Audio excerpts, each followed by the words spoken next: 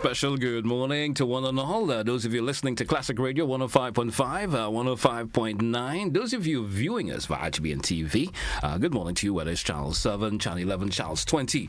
Let me say good morning also to folks who are listening and viewing via our social media platforms, whether it's the Facebook page, YouTube channels, GBN's webpage. Good morning to you and welcome to another edition of To The Point today, Monday, the 18th day of March. 2024. Let me say good morning to my, I would like to refer to him as my co-host. Let me say good morning to Mr. Sylvan McIntyre. Mr. McIntyre, good morning. How are you doing, sir? Good morning, good morning. Good morning to you, GT. A pleasant good morning to you. Yes, pleasant morning to you also. I guess I can say pleasant good morning to all our listeners or followers of the program. And it's really good to be here. It's the 18th of March already. Yeah, time is on the move, eh? It's on the move. Time is on the move, man. For us, it's moving. So again, we give God thanks for this, the day He has made. We're going to have fun with it, and we're going to share information, and we're going to invite people to be able to share with us their recommendations and comments. Yeah, everything in between. Safety issues. For some reason this morning we opened up the lines a bit earlier than usual. We definitely I'm going to allow you folks, especially our listeners and viewers, if you do want to contribute to the program this morning, of course, something is on your thought in your mind this morning, or you're thinking about, and you think you want to share it, see if we could probably help you in terms of a response to what we will do once it's within our reach. We certainly will do that. We're going to kick the morning off, Sylvan, as we usually do around this time. What's been cooking? I would say lately. What's been cooking? So when we ended last week, we were speaking on some slumbering and soaring issues that is affecting Grenada. Mm-hmm. We were speaking about all of the occurrences and the need for sometime divine interventions. Yeah. And we were also speaking about the all hands on deck to be able to handle some of the conditions that are happening to us. Remember the contributions of some of the callers who came in and supported the idea of prayer and everything else that Grenada needs, and the collaborative effort we all need in dealing with crime and some of the scourges that really affect our society. But as we look through some of the higher things that happened over the last week, still there are some issues that give us some cause for concern. Yeah. But I think we don't want that to overshadow the glory that is now being celebrated after the intercall event. Yes. We looked forward to it, and we did mention some safety issues that we are hoping that were going to be taken into consideration. And I want to say that Intercall 2024 was staged. Again, congratulations to the Royal Grenada Police Force. I heard of no major incidents occurring. No major incidents occurring. If there were minor issues that may have occurred, it was not even worth to talk about. Yeah. You understand? The usual issue, I think they were on the ball with the early deployment of officers. The rigorous searching on entry points, that was really good. Yeah. The third day, to an extent, where the students behaved in the kind of as expected, with the throwing of the light, buttons across and so on. And it's not like in our days when we had the wooden bleachers that we were so concerned about that were going to collapse. So they were going to be jubilant, and they were supporting. And expectations were met. Yes. Some people were disappointed. But personally, I made a prediction, and I did say, despite my school did not win, I did say there was likely to be another revolution. Yeah. There was match 13 that we were celebrating, and I said there was going to be a match 14. So the St. Andrews Anglican Secondary that said that they were bleeding blue. Congratulations to that. They did create an upset. There was a revolution. GBSS was overthrown. Yeah, I mean, it was one of those intercalls that I like this year. I like to see the school, some of the schools that usually you get that minimal, participation from in various events. I mean, my alma mater, Boca Secondary, I tell you, Boca Secondary. And you all were backing it. Lovely performance. Did very well. I would say. Yes. In the initial stages, they started off on a low key, but then they just took off. From the second they go back, and they were doing what they do. And schools the Carriacou, my college, and all of these schools were performing very, very well. So we say the future of sports in Grenada, there's still a bright light on it. It's balanced more or less across country, you can see. Yes. And you're absolutely right. Your observation is on point in terms of there was no big and small school representation. Yes. It was intercar for Grenada. And we did see some schools were showing up, and athletes were spread across country. So what we can look forward to is an interesting Carifta Games. Carifta Games coming where up. our students are coming from all across Grenada from different schools, different disciplines. There was a slight bit of concern as to whether or not some of the athletes that were representing Carifta, whether or not they were peaking too early, whether or not they were going to be having burnouts, because there was national champs, there was the intercall, and then there's going to be the Carifta Games and so on. But I want to also shout out the safety issues that we mentioned before, and I want to say again kudos to the health responders. Yes. The hospital, the Youth Emergency Action Committee, YAC, the St. John Ambulance at the Grenada Red Cross, and the members obviously of the General Hospital and other places that supported. I think they were on. Even that fatality that was experienced, I think some of the guys that are actually trained were there to handle the victims that were collapsing in the stadium, and that person succumbed was one of those that they assisted. And it was unfortunate though, but their response was good. The reaction to people at the event that had emergencies, minor emergencies, and the athletes, they were very well attended. And I really want to commend the level of professionalism, the urgency and the expertise we could have seen exhibited. That is commendable. It's the kind of a thing that you remember earlier on in our programs you were speaking for ensuring that once there's a major event, that the health aspect, the responders, they are trained, they are equipped, they are on the ball, and we are seeing a slight glimmer of upward mobility where that is concerned, and we look forward to Carifta Games 2024, where our locals will be showcased. They will be showcased, not just the athletes, but our responders, our medical. Because now we're having that regional feel about it also, which is also important. It is critically important. So when we have a caller, let's see what this caller has to contribute as we continue this morning. Caller, you're welcome. Good morning. Good morning, sir. How are you going? Not too bad, not too bad. Go ahead with your contribution, please. Oh, yeah. Good morning to Mr. McIntyre, too. My contribution is like this. I think Mr. McIntyre has a point. You see, first aid treatment and first responding certain matters should be taught in our schools. There should be classes given to children probably after the study, the school study, but make it kind of compulsory in a civic manner to teach our young people first response when anything happens, how to do first aid, and secondly, to make our young people start beginning to know the responsibility and the consequences of crime. A lot of times we put the emphasis on education or your purpose in life without thinking about principles that you must follow so that purpose could be guided. So a child will come out there and think because he or she could run or they in intercall, they from that school, they could make a mess with their life in committing crime, they could do what they want with others and things like that. That attitude must kind of stop. And they must learn from an early age. We're not wasting police to come to harness you and all them type of things. There are certain things children should learn at a very early age. So that 1 year in intercall, I remember the police and them had to take away school children had what appears to be water in containers, but it's alcohol they were drinking. And sometimes these school children ought to know they have to learn civics and responsibility must be taught to them. One of the areas of which we do not want to get into, but I think it is necessary for us to start training children different. Mothers in particular have a habit of derailing or verbally abusing children, father, or their husbands in children present, making them less effective in the manner of which they control the children. Mothers must be very careful of doing that and let children learn to respect their father. If they differ on some opinion, better they discuss it somewhere else, but not verbally abusing husbands or children, fathers in front of the children to make children believe that they are it.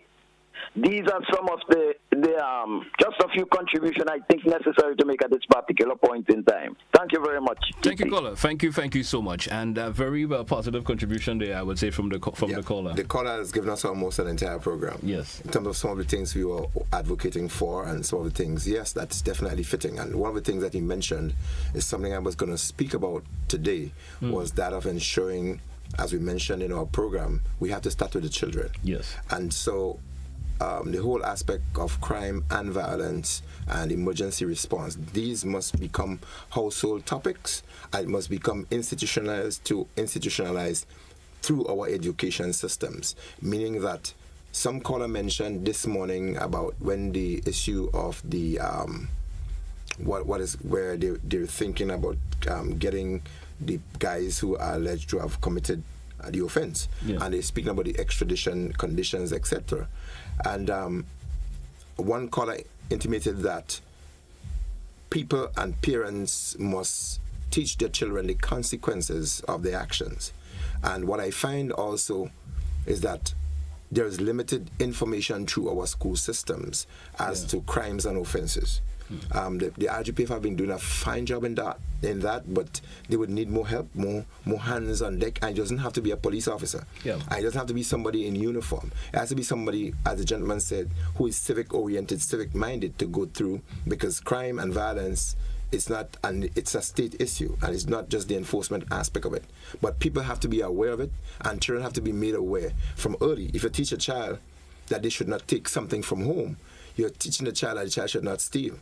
And you punish the child by saying, if you do this, I'm going to punish you.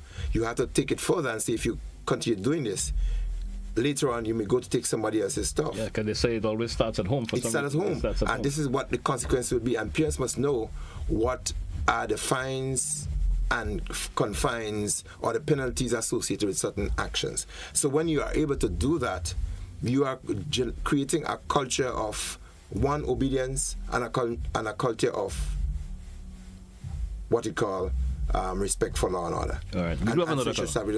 We do have another caller. Yeah. Caller, good morning. You're welcome. Good morning, gentlemen. How are you all today? Not too bad. Not too bad at all. I presume that you're all in good health. That's good. Well, what is more intercall I want to talk about, and I find that the intercall this year was well executed for 224.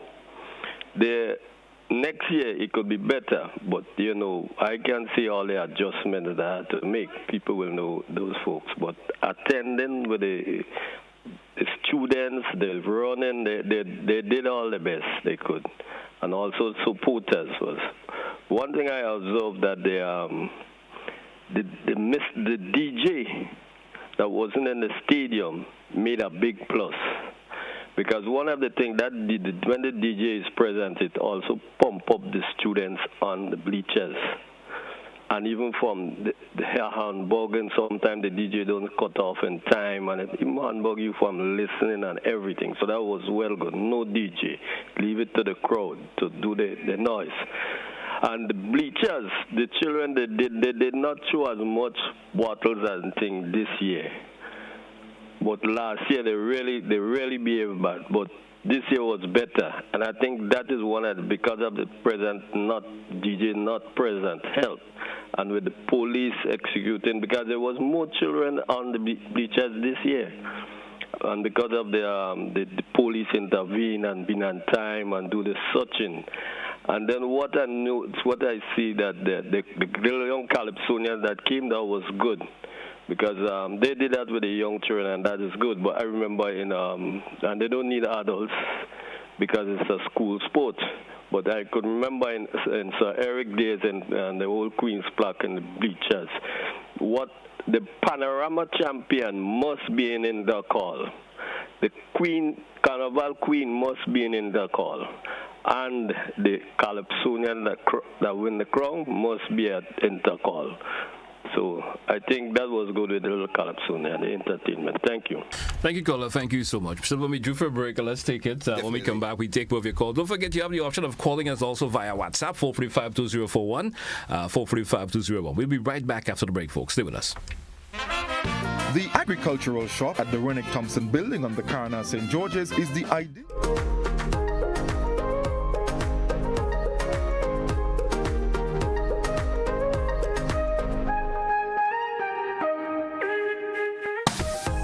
Planning and Development Authority of Grenada, PDA, is enforcing regulations to curb illegal, disorderly, and unauthorized development in several locations throughout the state of Grenada. The authority is concerned that structures mainly associated with vending are negatively impacting the environment, has undesirable public health and sanitation consequences, present obstructions to vehicle and pedestrian traffic, can become projectiles during adverse weather conditions, and generally affect the aesthetics of the nation. The PDA will work along with stakeholder ministries and institutions to effect the demolition, removal, and disposal of structures which fall in the category of illegal and disorderly development, commencing January 2024. In this regard, persons who vend in or occupy such illegal structures are advised to secure their personal belongings and have the structures removed ahead of the planned PDA demolition operations. These actions of the PDA have become necessary to safeguard and protect public health and the environment, ensure the safety and well-being of all citizens and visitors, discourage any future disorderly construction, and encourage compliance to regulations pertaining to physical development in the state of Grenada. This is a message from the Planning and Development Authority of Grenada.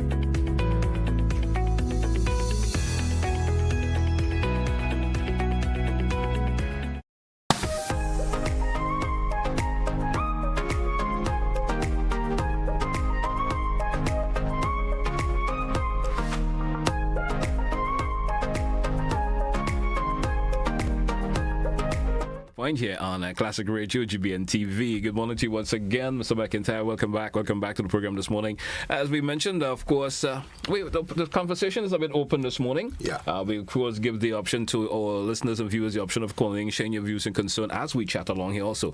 So let's kick off this segment with a caller via WhatsApp. Caller via WhatsApp, good morning. And let's hear a contribution, please. Good morning. Good morning, Mr. GT, and good morning, Mr. McIntyre. Mr. McIntyre, two questions, and then I have a comment. The first one, I'm still trying to get the reason, because I know it was around the commentary box. I heard your name mentioned. When the students in the senior 100-meter race, during the heats, he ran and then he stood in the center of the field just before he starts. Blanco Bishop or something, so was his name. I didn't hear no explanation given why he stood. They didn't say, well, there was a malfunctioning of the firing of the gun as such. Nothing of that was stated. But I don't know, maybe during the protests as such, he got an opportunity to run the race all over, and he did it by himself. Congratulations to him because he won. But what I'm wondering, I believe we have to go to international standard, and it starts wherever. If it's in a character games, let's say if such occur in an Olympic game, would that person have the opportunity to run, make the qualifying time, and then enter as a finalist once he make the time? I believe that we have to teach our people to start adhering, and even the coaches or whatsoever, what is international standard? Because when the intercall finish, then we have to go over to the character games. You have to ask yourself whether those things would be permitted in the character games. So you have things that we must take into account and set the right precedent. The second thing I want to look at, this morning when the topic was raised on the extradition aspect of things, some people making comment and saying, oh, do not allow a Grenadian to go and this, that, and nobody shouldn't come down here and take our people and go and try them where they want. it's very amazing to me. Here, it is alleged that a crime is committed. People are being hurt. People going through painful situations, the children of the parents. I believe justice is justice. If justice ought to be done, we have to stop this thing about, oh, you can come out in Grenada and go in America and do this and all this kind of thing. We have to be more objective in our reasoning. It's when people hearing those sort of a comment, then people always believe they could do things and get away with it. I'm still saying, if there is an extradition treaty signed between Grenada and America, and which we need to do our research first, the possibility could occur. And hear what the gentleman is saying. The gentleman is saying, if they have been extradited to America, they will seek the maximum penalty and it warrant the death sentence. And also he's saying, because under the crime in the US with the FBI and such, kidnapping, raping, and murder is a serious crime, and they could seek for extradition. Now, people make comment about, oh, we have a good judicial system. Now, look what happened about a year ago. When they wanted a transcript, no transcript could have been found. As a result, the judge had to rule and set the man free. I'm still saying there are loopholes in the judicial system in Grenada. There are a lot of tightening up, and we need to get things right. And don't just jump up and say, oh, we could do this, we could do that, and some silly reason. You hear, transcript cannot be found, this has been lapsed out, and a criminal set and go free. Let us think, and I'm still highlighting the point, you said it earlier on. Teach those things to our children in school as to their responsibility in society. I'm sorry for these poor parents who have to find every dollar to go and pay a lawyer to defend their children. It is painful for the parents. Let us teach our children at an early age what is their civil duty and to be responsible people growing up in society. Thank you. Thank you, Colin. Thank you so much. Valuable contribution. Very, very valuable contribution. So let me, he asked questions that he wanted me to answer really quickly. Go right ahead. I will not elaborate quite a bit on the latter, which is the extradition conditions, but I want to say that that would be a serious topic of discussion in the not too distant future. Intercol itself will be, again, there will be a report on that after action review. The police will also speak on the security issues on that.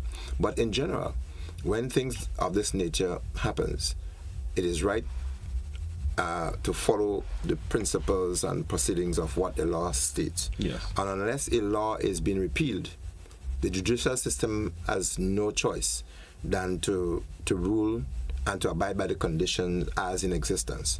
Once consequences or results are being held, there are also appeals and other things that would go to different angles. But as you mentioned, extradition, there are extradition treaties that are in existence, and the phrases, terminologies, and clauses that are written in them, they will have to be examined, and I'm absolutely certain that our legal system will be able to do that. Right. When crimes are committed in any territory, the laws of the land has to kick in.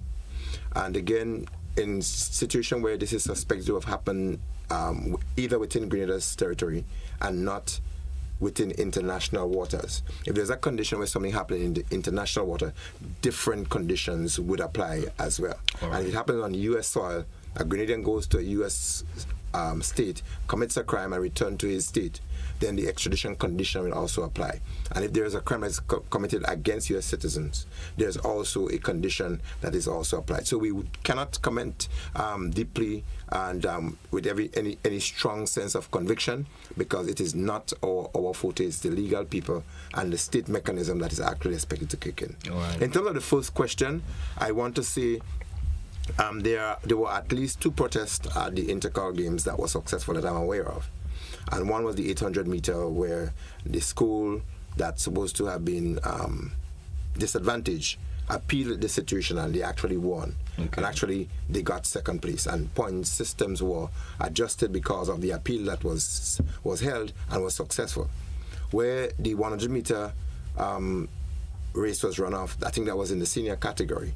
When the athletes kicked off, what happened, which did not come back official to our desk, was that the race ran off, and seemingly the athlete may have heard a song that felt that it was a misfire. Or in other words, that there was a false start, technically. Okay. So he pulled on. He staged his protests, gave his reasons why he had to pull off and so forth, despite the race having continued. The official was satisfied that he had a case, and so he was allowed. Now, this is not a condition that happened only at our intercar games. As recently as, I think it was the last games held in the Bahamas, I think probably it was at the Akrifta game, where in a final, as a matter of fact, there was a protest of a similar situation where an athlete felt that the conditions were not appropriate. He was allowed to compete, and as a matter of fact, he only came shy of a few seconds from a medal.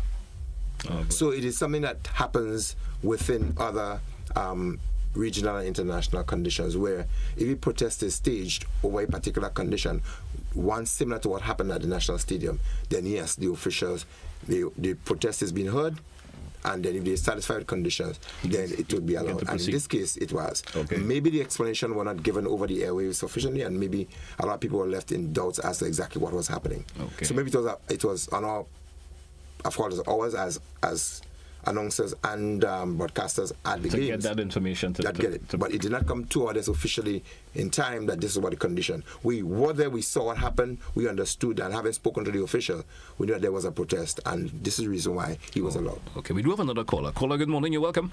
Good morning, GT. My name is McIntyre. I have not followed the conversation thoroughly, but I've been listening here and there. One of the things I would say that we need to really get big in this country is the issue of health and safety. And so that it's not something that is an afterthought.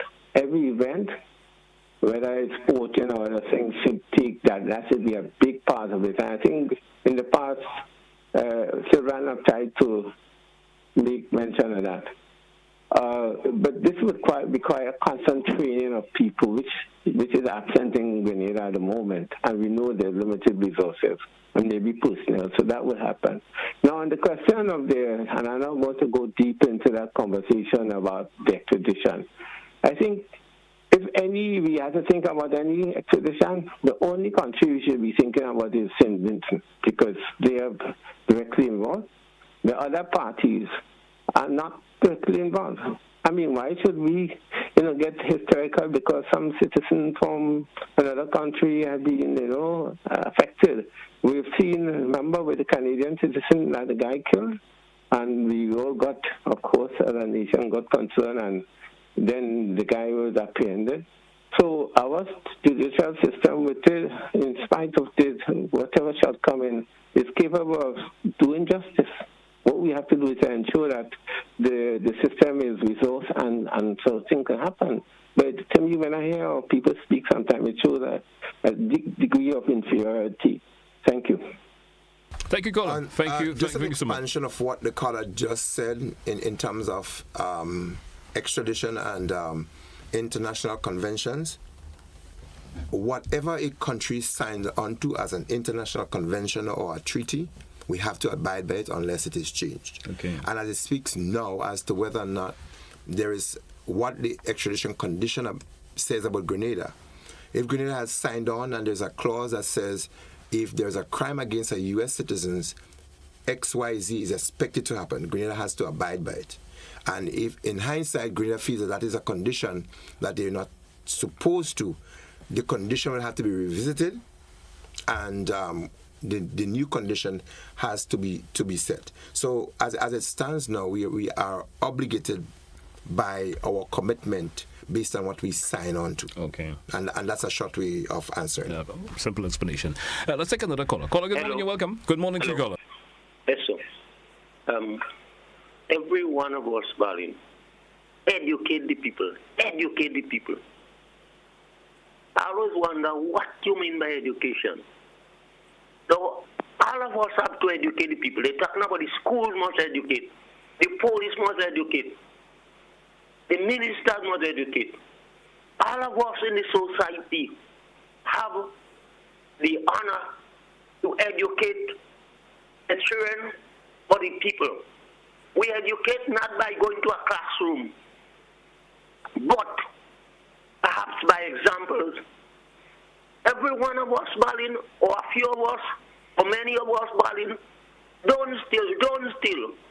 And you live within an environment where stealing is rampant. Well, to some extent, some lawyers take up case that perhaps they should have never taken and leave out those that they should have been taken up. Sometimes they do it free. They do it free because they want to make a name, but they see the shortcomings of the other party who end up put the other one into this kind of court. Now, when we say education, all of us.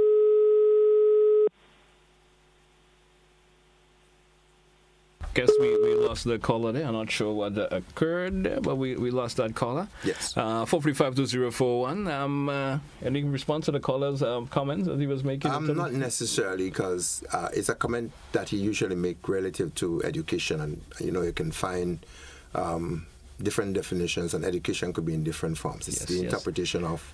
I guess it's just his opinion towards it. And what it is. Yeah. All right.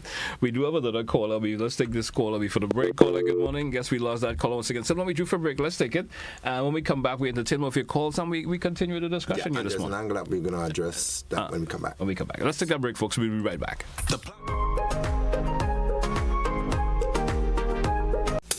I want you to control your anger. There's a way to feel better. That's one thing to remember. No matter where you are, you can be a star. Stop and take a deep breath and relax yourself. Take another deep breath and relax it. Eliminate violence. Coming up, the world's finest cocoa comes from the Caribbean, and the awards are piling up. Caribbean Airlines welcomes you home. Learn more about Republic Bank's Power to Make a Difference program, and regional ties deepen as Barbados networks in Trinidad and Tobago. All this and more on Caribbean Passport TV, right here on this station. Whoa, rock the box we say, yeah. GBN we say, arts and culture living, yeah. Rock the box we say, I'm telling you, rock the box, rock the box, rock the box we say. I'm telling you, rock the box, rock the box, rock the box we say. We'll be jamming here on a Thursday. It's a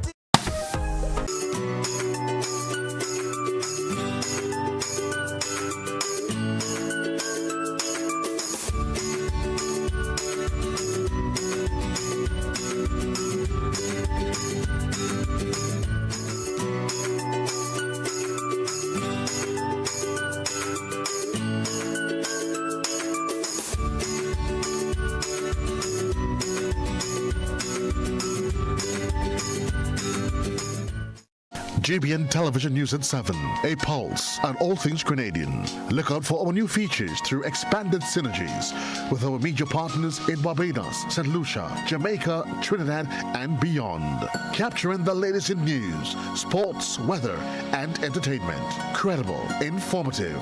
Thank you for...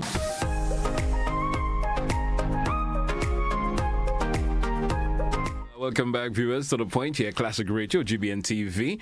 Good morning to those of you via social media platforms, the Facebook page, YouTube channel. Good morning to you once again, and thanks for being with us this morning. So welcome back. Let's kind of slight twist of the program this morning. Your calls are still welcome from those of you who are listening and viewing. Road safety still is still an ample part of our conversation here, as always. You know, we have the desire to make through this particular program to cause some major changes in terms of how how things are done here, from the way folks are driving. Yes. To the authorities in terms of how they do things for the road for sale and stuff. Yes. What do you like to throw out this morning? Especially, I know there's always something on your mind that you want to throw out. Always. Because remember, that's where we started, risk reduction. Yeah. And we came on secondly with the aspect of road safety. Yes. And we cannot not mention something. And we would not stop mentioning something of road safety. There are a couple of things I want to really highlight that our state mechanism we want them to see move. The Granditang Road, not the Granditang Road in terms of, Granditang Road is the one going up at the hospital. Yes. But we're talking about Granditang through the rainforest. That place is a risky place. And we keep mentioning it, and I will mention every program until there's some change. The walls and the edges of the road, they are not well marked. Yes. The asphalt that they've used over the years have risen almost the same level with some of the retaining walls on some of the roads. Because it's constantly been added upon. No, that's correct. So vehicle wheels at time and drivers, some of them have limited notice of some of the edges as they go through. So our intervention, our observation is that there need to be more guardrails. There need to be more markings over the Granditang to show people where the edges of the roads are. Almost every week. Again, last week I was heading up into Granditang area, and I saw two females sitting on a wall, and there was a tow truck taking a vehicle again. I actually saw that also. Behind a wall. I actually saw that. Somebody went. I saw parts of the vehicle, the bumper and other things on road, and the vehicle was down behind the wall. And again, because there are no insufficient guardrails, because the markings are limited, and because at night there are no sufficient reflective apparatus, lights, reflectors on the sides, people will go down. I was also coming through there a couple of nights ago, and visibility was limited. The mist was heavy, and so your visibility was just about 3 or 4 feet ahead of you. So you had to drive really slow, maybe put your fog light on, etc. Now, if there are markings or there are reflectors on the edges of these roads, you're going to say to drivers, this is where you are. So we need to be able to see more of that.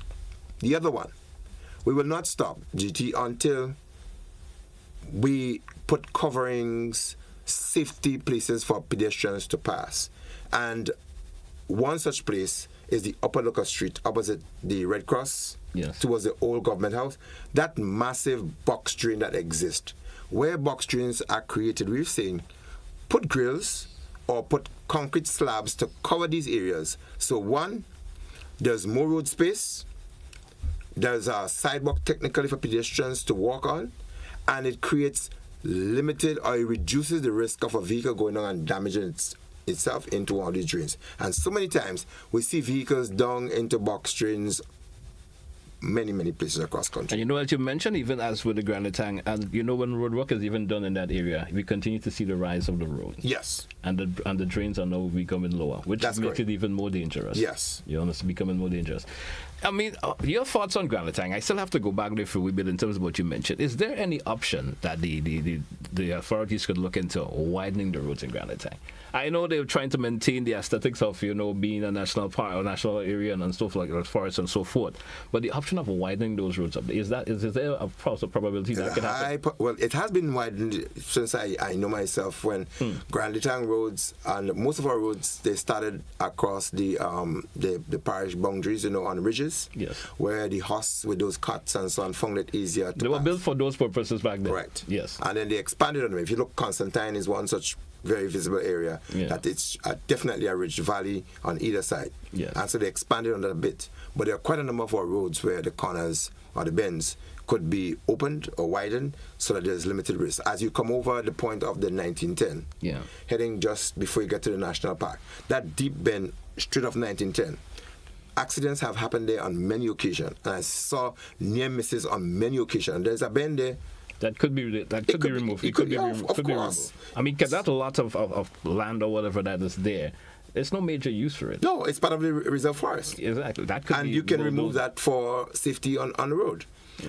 I want to, again, remind road users that every life is precious and we must do everything in our power to protect a life.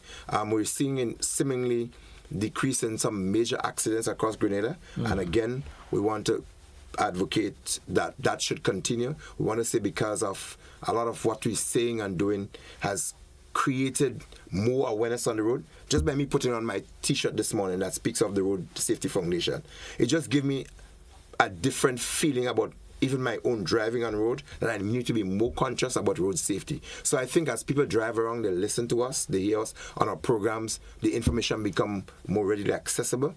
People will become more conscious of safety. And as the gentleman spoke of education, and we speak about culture, and we speak about our children, we want to see more of these information packages be easily accessed by children and by general road users. Our good audience would be our bus drivers and our conductors who often they have to pong the road and they would probably press on the accelerators more than the average driver. And so the aspect of road safety had to be driven. And another gentleman spoke about the aspect of health and safety generally. We have to keep ponging it, that those aspects must be institutionalized and they must be guided by more laws and principles, and most of them, if not all of them, that we speak about should become mandatory for people to go through certain safety measures, certain safety principles to ensure that they could be on the road. All right, I agree with you. Let's take another caller. I guess we lost that caller there. 435-2041. We do have a caller via the WhatsApp. Let's take this caller. Caller via WhatsApp, good morning, you're welcome. Caller via WhatsApp. Guess we lost that caller there. Let's try it again. Caller via WhatsApp. Good morning. You're welcome. Yeah, good morning. How you doing, my brother? A pleasant good morning to one and all in Grenada, Carriacou, PD morning. How you doing? Calling from New York. Yeah, you know, I live in that area. I'm from that area. I'm from the Vendôme-Constantine area. And this is one thing that always played out in my head. Going to Granite Tank, nobody lives there. Nobody lives there. This is an area you can widen that road, you can redirect that road. Instead of bending all those corners, you can do something. So, and nobody lives there. And this part of road just takes so long to make a decision. As the guy was saying before, yes, they say this is forestry. You don't use all this land in forestry. The forestry is there, the trees are maybe 100, 200 and some years old. There is enough land to straighten that road and make it wide and appropriate. So you don't have to be going down in the drain. I'm coming from Grenville side in the night. I know many a times I stop, I help people, everybody stop. You know what, Grenadians, we'll always stop and help people get out of the drain. But this is not necessary because why? From Brush Grove to all the way down to Vendôme area, this road and them could be widened to the bridge. There is nobody living there. There's no reason for you to, I mean, I ain't saying you don't have to bend corners, but all these corners could be straightened out. Now we have heavier trucks, we have more vehicles, we have, not everybody is a 100% driver, good driver, stuff like that. And I mean, you think about going to Granite Tank, you know, you have people that, you know, want to go there, and they don't have to hold on tight when they're driving there, although we have good drivers, we know that. But these are roads that could be widened. It could, if you start to widen it from now, you don't even have to fight to finish it. Piece by piece, and you keep coming down. A pleasant good morning. Have a good day. Thank you, caller. Thank you so much for your contribution. I think that caller is so on point. Yes. And the thing that the caller is saying there, when I speak sometimes, people say about goat mouth and everything. I don't have a goat mouth, but I have a sense of intuition that things can happen. Yes. And Grenada, we don't want to, you know, repeat certain situations of the past. Let's be more proactive than reactive. Let us, you know, raise the issues. Let us take actions to correct them before there are fatalities. And these are some things that will and can create fatalities in the future. They've done it in the past. It can happen in the future. But we can mitigate, we can minimize, or we can prevent it by taking corrective measures now. Let's take another caller. Caller, you're welcome. Good morning. Hi, good morning, GT, and good morning to you, Mr. McIntyre. I have two little pieces to speak about this morning. First is concerning the minimum wage. I hear the cry that because of the minimum wage, you're hearing people calling and say people lost their work. But I Caller, hear this morning. Caller, before you continue, I mean, the nature of our program this morning, we're not talking in terms of the minimum wage and aspects of that particular conversation this morning. It's not an open line for in reference to VAT this morning. We're talking things of the nature of road safety and so forth. That's where our conversation really lies this morning. So let's not get into that in terms of minimum wage. It's not an open line for that particular conversation this morning. Hope you understand. Okay, all right then. Have a good morning. And let's move on. 445-2041, 445-2041. That's the number if you want to be part of the program this morning. Let's entertain another caller. Caller, good morning. You're welcome. Yes, Gigi, good morning. Good morning to you. Good morning to Mr. McIntyre. I want to applaud the callers who talk about our students and our children and educating. Now, education is not limited to academics. Education is general knowledge of everything and what's around. And we have to agree that we need to teach our children from very small, because we're not living in the same world we used to live in 25 years ago, and it's gradually becoming chaotic, it's becoming violent. And again, I must go back to the Word of God, which says, in the latter days, there will be perilous times. And it says also that violence will be great in the earth. And that is because of the godlessness of us human beings. And so I would like to encourage the Ministry of Education to bring back God in our schools, because He is the only one that makes a difference in our lives. When we have Him, we are restricted, we are restrained from doing evil, from allowing ourselves to be used by the enemy. So we need to bring back, we bring in sports, we bring in everything else, but you hardly hear anything about bringing the children to know intimately and have an experience in their heart with God, so that they would not even imagine of doing evil, because God makes a difference. He says if you have Him in your heart, you will not give way to evil. And because we are pushing God out of society, Satan is gravitating to the whole situations. So we need to bring God back in our schools, in our families, in our society. And when that begins to happen, we need to pray more. Prayer changes things, and if more people repent, we'll have more people to pray. So just asking Grenadians, we are living in the latter days. Jesus is going to come anytime. We don't know how long from now, but get ready to meet God. Teach our children to have Christ in their heart, so we have a better society as we progress and waiting for the coming of Christ. God bless both of you. Thank you, caller. Thank you so much for your contribution this morning, Mr. Mack. Well, I really support the caller about the God issue in school, and I like to be able to support what I say by statistics or facts. And maybe one of these days we want to have Ministry of Education challenge them to indicate what is the influence of religion or God-fearing issues in school, and how is it integrated in the school system, and what's the difference with it now as it was in the past. I think people will be able to relate more to statistics and facts rather than my own experience, just giving your own opinion or my opinion and so on. She might be correct, but let us put it against the fact where Ministry of Education is saying this is what has happened, or you have a fact sheet that shows over the years this is where we have deteriorated. Because some studies have been done in relation. And this is how we can prove it. And I challenge somebody, we can do that, and then this is how we can build. Right now we are doing through the Ashley McIntyre Road Safety Foundation.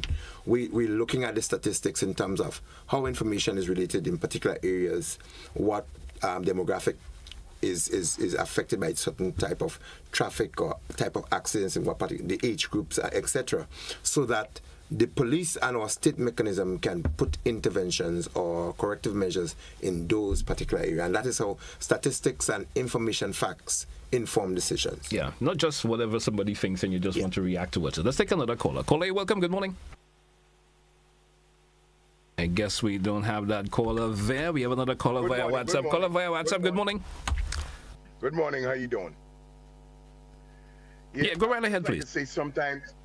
I would just like to say, sometimes people, I will never say to somebody, do not put God in your life. You have to put God in your life, because even me, myself, I do certain things that Without God, I know I would not get through it. You know what I'm saying? But it does not stand by itself. You see, as I say, by the works, you can know who I am. You got to put the work in. And sometimes a lot of people, you could say God, God, God, Jesus, Jesus, but you're not doing anything. It's still not good. You know what I'm saying? Because remember, God gave all of us the talent to go forth and do what we got to do. You know, God bless you, brothers. You're on the radio. You're doing something. My brother is trying to, you know, straighten out traffic and other problems. And this is what it is. You have God in you, and you have to make things happen. It's just like taking a Bible and rest it on your bedhead and say, Jesus, good night, whatever, whatever, whatever. But if you don't show God that you into this work, that you say you believe in Him, but yet for all, you have to go to the schools. Like I listened to the ladies talk just now. Very good, very nice. But take a time. You don't have to be a teacher, you know. You don't have to be a principal. But you could just take a bus, walk into that school and give your input and sit with kids and blah, blah, blah. And that's all. The people on the block, the people in it. And that's how you manipulate and manifest things to happen. You know, it just does not happen by itself. You know what I'm saying? As I said, a lot of people just can't say Jesus, Jesus, and you're not, you know, like some people, you know, they in church, Jesus, Jesus, but yet for all they ain't doing nothing in the community. They just want to say God and it go happen. It doesn't happen like that.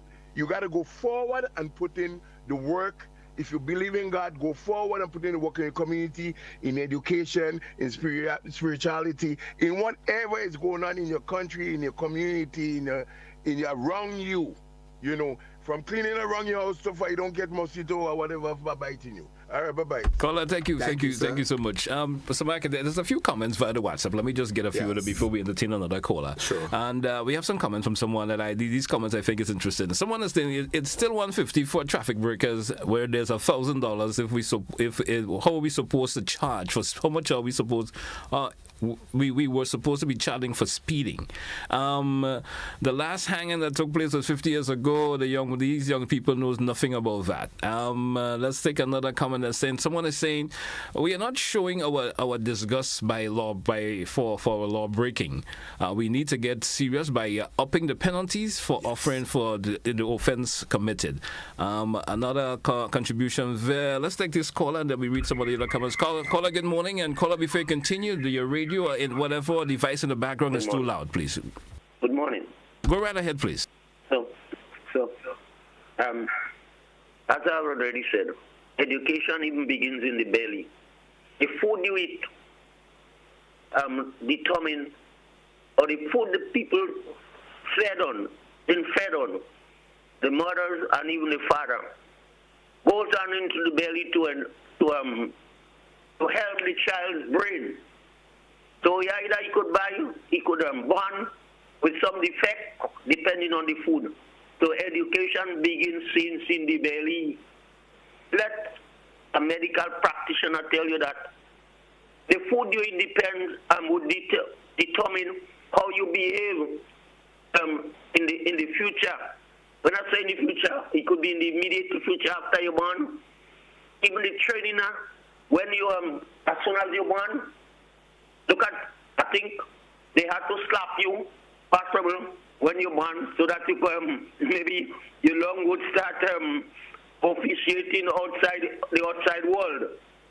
So everything you depends on, the home that are causing all these things in Grenada and other parts of the world, the home, people are not educated enough possible to have to control children or to educate them. Thank you very much. Thank you, caller. Thank you so much. So, Mike, as we move on this morning, just about 5 more minutes left this morning in this morning's program. Interesting contribution from all the callers that we've been having thus far. Did you say you wanted to take two more from... in terms of the WhatsApp contribution this morning, this one is talking about Grand Latang. They're saying, how many fatal accidents happened in Grand Latang? Someone is asking this question. Okay. Those reckless motorists calling for wider, straighter roads, they are so that they could start killing people. Well, the individual is saying that probably if we do this work in Grand Latang, it may cause more problems. That's my interpretation of what the individual is saying. Is saying somewhat. Let's take another caller via WhatsApp before we move on, and probably will be our final caller, and then we move on. Caller, good morning. You're welcome. Well, just quickly, I meant to say that when I was on first. First of all, is that we seem to be reacting to the behavior of the young people now. But we have to understand that we let the situation out the bag. We let the cat out of the bag because the conditioning we should have done in terms of the socialization, we have neglected. We have not been teaching our children our stories, our history, and so on. And then finally, in terms of the health and safety, the point I evaded is that as part of the practice of health and safety, one of the things that should be done is that every time we have a major event, there should be as a practice what it's called debriefing. Do we have that? I mean, the people who was responsible last week for the sporting activity, have they done a debriefing since then so that we can learn whatever from the lessons that came up? Every situation gives new lessons. Thank you. Thank you, caller. Thank you so much. Mr. Mac, the caller is on point in terms of major events, health and safety, and other issues. The RGPF do have their debriefing sessions, and they do generate reports from that. Health do have theirs as well. They don't often maybe make it public, but the changes that one would see at the different events, they would come from the debriefing and the after action reports that would inform next decision and next event. So they do actually happen. Right. It does not usually become the public knowledge. So when the IGPF come later on this week, they will speak about the success. Yes. Or when the Olympic Committee come on, they will speak about the intercall and possibly look into the character games that's upcoming. I guess they will do their postmortem and, they will do the postmortem see what needs to be rectified and speak up in relation to that. Mr. Mike, we have just about 2 minutes left on today's program. We didn't have any major topic this morning to speak on. No. We were just a mere for open line. We intentionally wanted to give people, because people keep saying that we are not giving them sufficient time to call. Yes. And so we decided this morning we're going to open it up, hear their views a bit, and then respond to it. All right. And we're certainly happy for all who have called in this morning. Any closing comments before we take I would not leave unless I keep emphasizing the aspect of road safety and safety general and the risk, because Grenada is exposed to many different types of hazards that we can become more vulnerable, or we can become susceptible, or we can be victims of the situation. And so it is our business to always be vigilant. Whether it's on the road or whether it's a natural event or something that's happening around us, landslides, road, rock falls, etc., floods, or the threats of volcanoes erupting, all of that, we need to be more risk conscious and take actions that would minimize them, or in most cases prevent them. But as we traverse as road users, again, we keep advocating that every life is precious and people should consider life when you're going on the road. Ensure that your vehicle is always roadworthy, that the inspection process of your vehicle should happen daily. Yes. Overnight, there's lots that can happen that can put somebody's life, and could be yours or your family, in danger if you do not do that rigorous maintenance checks on it. Yes. And finally, I want to say that the Asha McIntyre Safety Foundation for Roads, we have taken some traction. We tried with all our efforts 1 year to have gotten duly registered, has all the processes in place, and God has sanctioned and that process, and exactly 1 year after his tragic passing, the foundation is duly registered. And so we can move from there, and we appeal for support. We'll be making an open support for the IGPF in terms of instruments. We want to provide some breathalyzers for them so that they can do breathalyzer tests more. We want to also access some speed radars, and we want to be able to enhance the officers' visibility on road through helping them through maybe motorcycles and other things. Quite a number of initiatives, and the support pledged through the diaspora and other places.